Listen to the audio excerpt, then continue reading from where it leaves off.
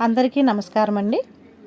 ఈరోజు మనం 2011వ సంవత్సరంలోని చందమామ కథల పుస్తకంలోని సుతిమెత్తని మొట్టికాయలు అనే కథ గురించి చెప్పుకుందాము.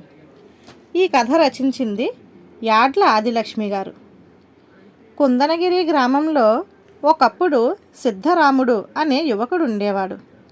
అతడు 6 ఏళ్ల వయసులో ఉండగా అంతుచిక్కని జబ్బు చేసి అతడి తల్లి మరణించింది. ఆ బెంగతో మంచం పట్టిన అతడి తండ్రి 6 నెలలు తిరిగేసరికల్లా కాలం చేశాడు. అప్పటి నుండి అతడి బాగోగులు అతడి మేనత్త సోరమ్మ, ఆమె భర్త శంకరయ్య చూసుకునేవారు. సిద్ధరాముడు కాస్త అమాయకుడు, కానీ మంచివాడు, కష్టించి పని చేసేవాడు. అతడికి భయం అన్నదే తెలియదు.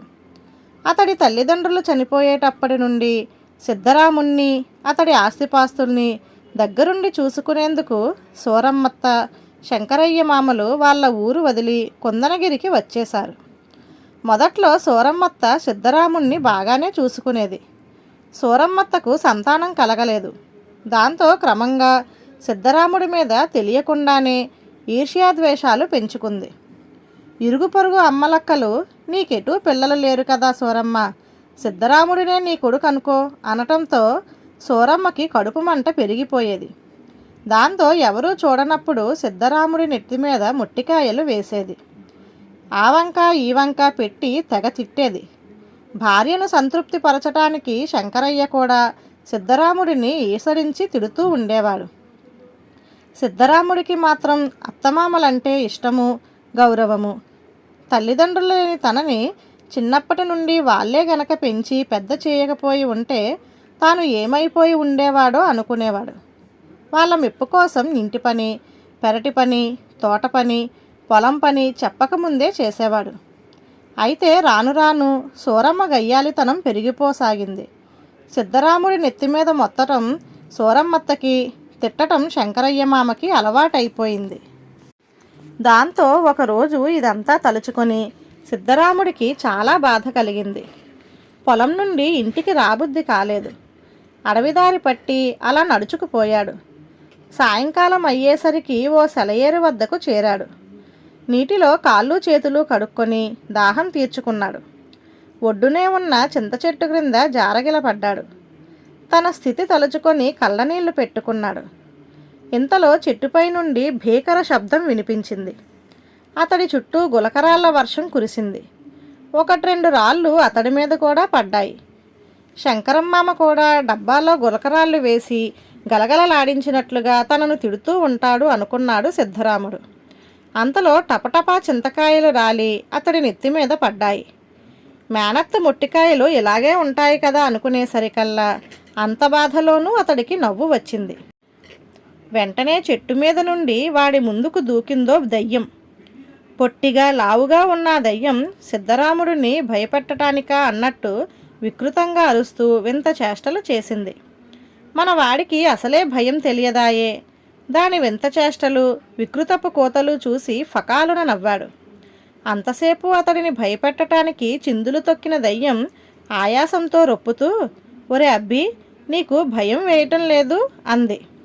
ఎందుకు భయం అన్నాడు సిద్ధరాముడు. నీ చుట్టూ రాళ్ల వర్షం కురిపించాను, నెత్తిమీద చింతకాయలు కురిపించాను అంది దెయ్యం గుడ్లురుముతూ. మా శంకరమ్మామ తిట్లవాన నీ రాళ్లవాన కంటే పెద్దది.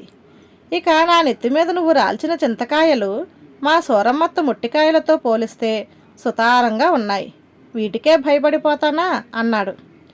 లావుపాటి పొట్టి దెయ్యం వాడి పక్కకు జరిగి, ఒరే అబ్బి, బ్రతికుండగా అందరికీ భయపడుతూ బ్రతికాను.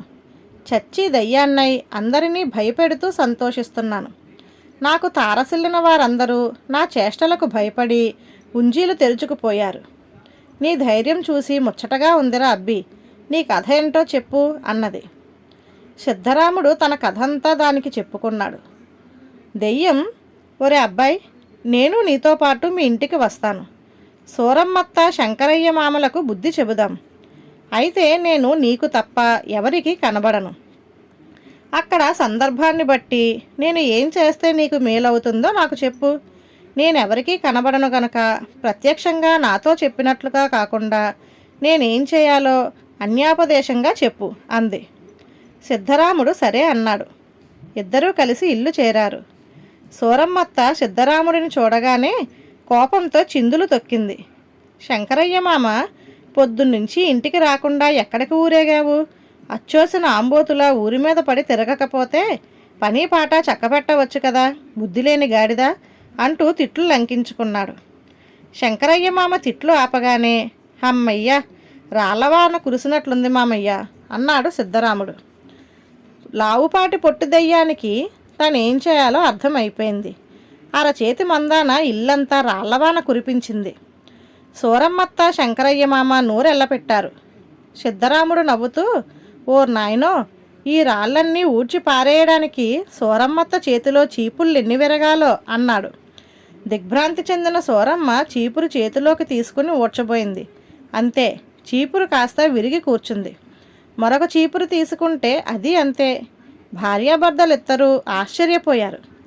సిద్ధరాముడు, బెదిరిపోకత్త, ఎలా వచ్చిన రాళ్ళు అలాగే పోతాయిలే అన్నాడు. అతడి ఉద్దేశం అర్థమైన దయ్యం రాళ్ళనన్నింటినీ మాయం చేసేసింది.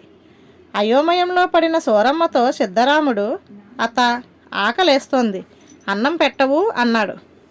సూరమ్మ తలాడించి వంటింట్లోకి దారి తీసింది. కాళ్ళు చేతులు కడుక్కొని వచ్చి సిద్ధరాముడు వంటింట్లో పీట వాల్చుకొని కూర్చున్నాడు.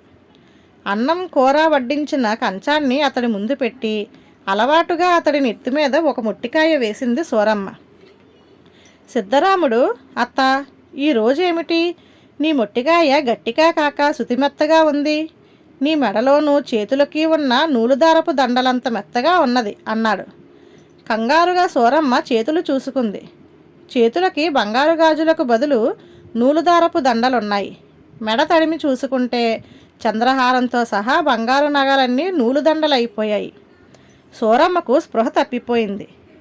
ఈ మాయంతా చేసిన లావుపాటి పొట్టిదయ్యం నిశ్శబ్దంగా నవ్వసాగింది. సూరమ్మ కేక విని శంకరయ్య పరిగెత్తుకు వచ్చాడు. పరిస్థితి అంతా చూసి సిద్ధరాముడి చేతులు పట్టుకొని, రాముడు, నువ్వు గాని మాయమంత్రాలు నేర్చుకున్నావేమిట్రా? బాబాబు, మీ అత్తని మామూలు మనిషిని చేయరా, మాకు బుద్ధి వచ్చింది, నిన్ను ప్రేమగా చూసుకుంటాము అన్నాడు. దానికి సిద్ధరాముడు, అత్త నగలకి ఏమీ కాదులే మామయ్య అన్నాడు. నూలు నగలు మళ్ళీ బంగారు నగలుగా మారిపోయాయి. సూరమ్మ లేచి కూర్చొని బిత్తరచూపులు చూడసాగింది. శంకరయ్య కూడా సిద్ధరాముడిని బెదురుగా చూస్తున్నాడు. సిద్ధరాముడు, మరేం లేదు మామ, నేను పొలం గట్టు మీద కూర్చునుండగా ఒక దెయ్యం కనిపించింది. నా కథంతా విని మీరిద్దరూ చెరుపు చేస్తే మీకు చెరుపు అవుతుంది అని వరం ఇచ్చింది అని అన్నాడు. దెయ్యం అనేసరికల్లా శంకరయ్య గజగజ వణుకుతూ, నాయనా, ఇంకెప్పుడు నిన్ను తిట్టము కొట్టము అన్నాడు. సూరమ్మ మెల్లిగా కూడదీసుకుంటూ, మరి మేమిద్దరము నీకు మంచి చేస్తే మాకు మంచి జరగాలని వరాన్ని అడగకూడదు ఆ దెయ్యాన్ని అంది గొణుగుతున్నట్లుగా. సిద్ధరాముడు, నేను అదే అడిగానత్త. దానికి ఆ దెయ్యం, నేను దెయ్యాన్ని, దెయ్యాలు చెడ్డవరాలే ఇస్తాయి, మంచి వరాలు కావాలంటే దేవుణ్ణి అడగాల్సిందే అని అన్నది. దానికి సూరమ్మత్త, శంకరయ్య మామ, ఆ దెయ్యం గోల మనకెందుకు లేరా, మనం మంచిగా ఉందాం అన్నారు. సిద్ధరాముడు నవ్వుతూ తలూపాడు. ఎవరూ చూడకుండా లావుపాటి పొట్టి దెయ్యానికి కృతజ్ఞత చెప్పాడు. అతడి దగ్గర సెలవు పుచ్చుకుంటూ దెయ్యం, సిద్ధరాముడు, నువ్వు అమాయకుడివి కాదు, మంచివాడివి, ధైర్యస్తుడివి, పైగా తెలివిగలవాడివి. మీ అత్తకి నువ్వు వేసిన ముట్టికాయలు శుతిమెత్తనవి అనేసి చక్కా పోయింది. ఆనాటి నుండి సూరమ్మ, శంకరయ్యలు సిద్ధరాముడిని కన్న కొడుకులా చూసుకున్నారు. మంచి పిల్లని చూసి పెళ్లి చేశారు. సిద్ధరాముడు వారిని కన్నవారిలాగా ఆదరించాడు. ధన్యవాదాలు.